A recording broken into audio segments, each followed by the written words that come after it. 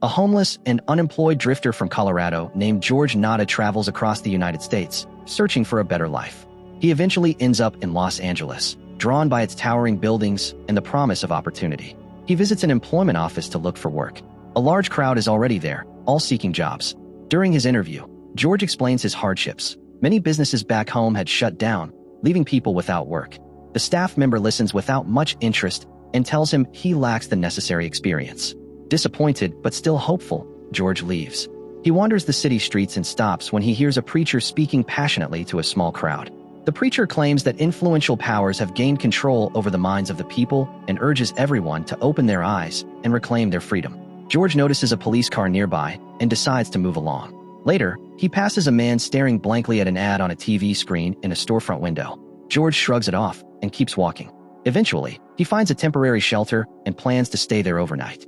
Nearby, a woman is absorbed in a shallow television show. Exhausted, George leans back and sighs, lost in thought. The next day, George tries to find work at a construction site.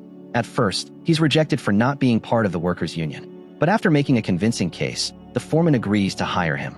Though he's finally working, he won't be paid for a few days and still has no permanent place to stay.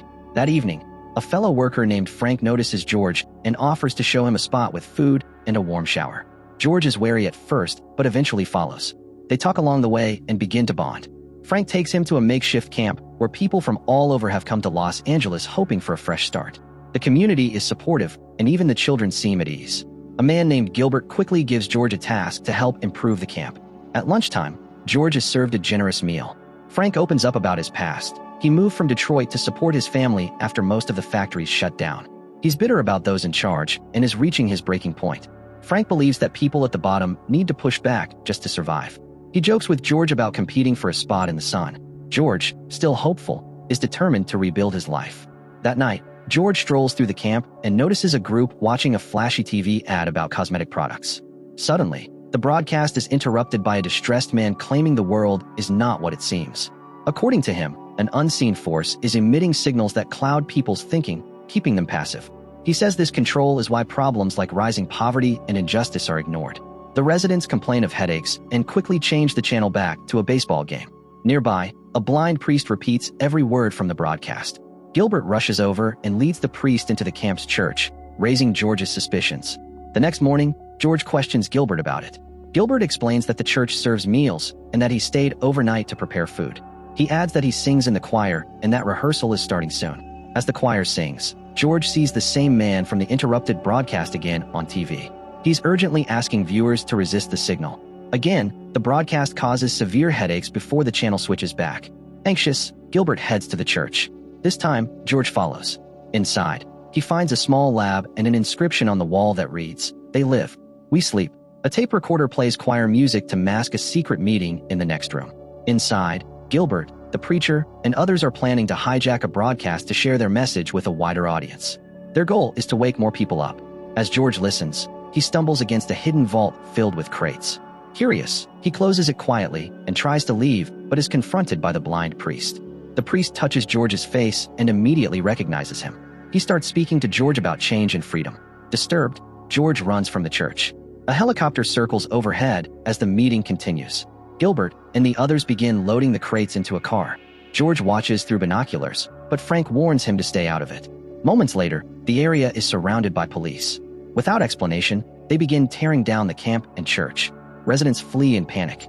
George watches helplessly as people are harmed and detained. He manages to save a teenager hiding nearby, and together they escape to the upper floor of the church. There, they find other survivors in hiding. No one knows why they were attacked. The next morning, George inspects the ruins of the camp. It looks like a storm has passed through. Among the rubble, a TV still plays cheerful commercials. George returns to the hidden vault and finds a remaining crate. Inside are dozens of sunglasses. He discards the box, but keeps a pair. As he walks through the city wearing them, the world changes. Everything turns black and white. Signs and billboards now display hidden messages: obey, consume, watch TV, don't think. Magazine covers show slogans rather than people. Through the glasses, some people appear with monstrous faces. Though without them, they look perfectly human. George watches in disbelief. He looks up at dollar bills and sees the phrase, "This is your God," printed across them. He also notices signal devices on traffic lights broadcasting subtle commands.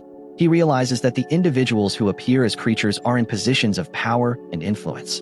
In a store, he watches a politician speak on television. Without the glasses, the person appears normal. With them, it's clear he's one of the creatures. The shock causes George to laugh uncontrollably. When a woman bumps into him, she too appears altered. He tries to warn others. He only exposes himself. The woman alerts her fellow outsiders using a communicator on her wrist. Officers disguised as local authorities quickly apprehend him and demand to know where he got the glasses. He refuses to answer. They pressure him to join their cause, but he resists, knocking them out, taking their weapons, and escaping. Soon, patrol cars flood the streets. George hides inside a bank, only to realize that half the customers are not who they appear to be. Fueled by adrenaline, he opens fire. One of them calls for reinforcements and disappears. George disables a surveillance drone and escapes into a locked garage, where he meets Holly, a woman he confirms is human. Desperate, he forces her to drive him to her home as his only shot at escaping. At her place, he collapses and tries to explain that their world is under control by hidden forces. He pleads with her to try the glasses so she can see the truth, but she refuses. When he closes his eyes for a moment, she smashes a bottle over his head and pushes him out of a second-story window. Miraculously surviving the fall but losing the glasses, George is forced to flee again. He hides under a bridge and spends the night on the streets. The next day, he returns to the construction site and begs Frank to help him fight against these unseen enemies. Frank, disturbed by the events, tells him to stay away. George then goes back to the trash bin where he left the crate of glasses, only to find it empty.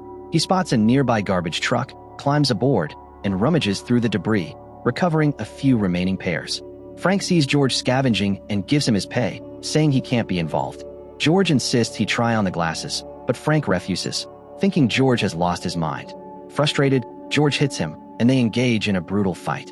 Eventually, George forces the glasses onto Frank's face.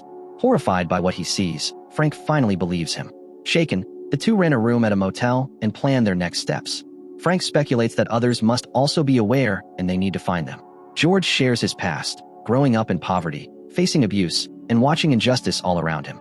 He believes those in control have taken advantage for too long. Now he wants justice.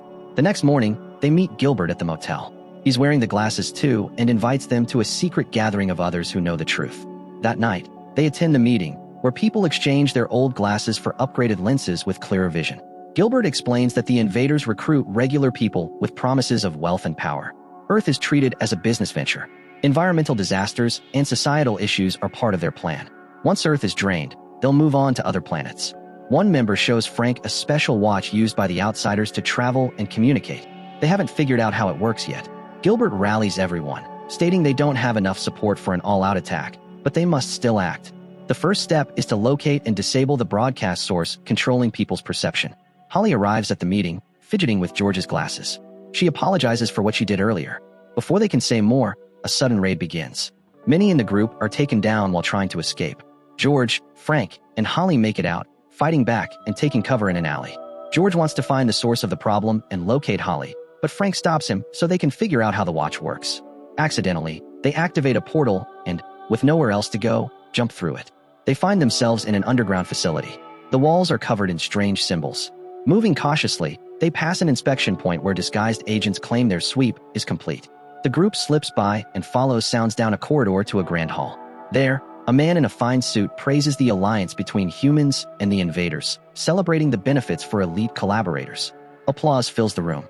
An old acquaintance from a work camp, now allied with the enemy, assumes George and Frank have joined their ranks. He offers them a tour, leading them to a spaceport preparing for off-world travel. They continue to a studio responsible for the global signal. George tricks their guide into letting them in, but guards demand credentials. Refusing to back down, the group fights their way inside. An old colleague tries to convince them to surrender, arguing that cooperation is the only way to survive. George and Frank refuse. The traitor escapes using teleportation. The friends press forward, interrogating employees until they learn the signal is being broadcast from the roof. They race to the top and find Holly, alive and having fought her way there. Together, they make it to the final level. Suddenly, Holly turns on them and fatally shoots Frank. As George reaches the antenna, Holly holds him at gunpoint, demanding he surrender.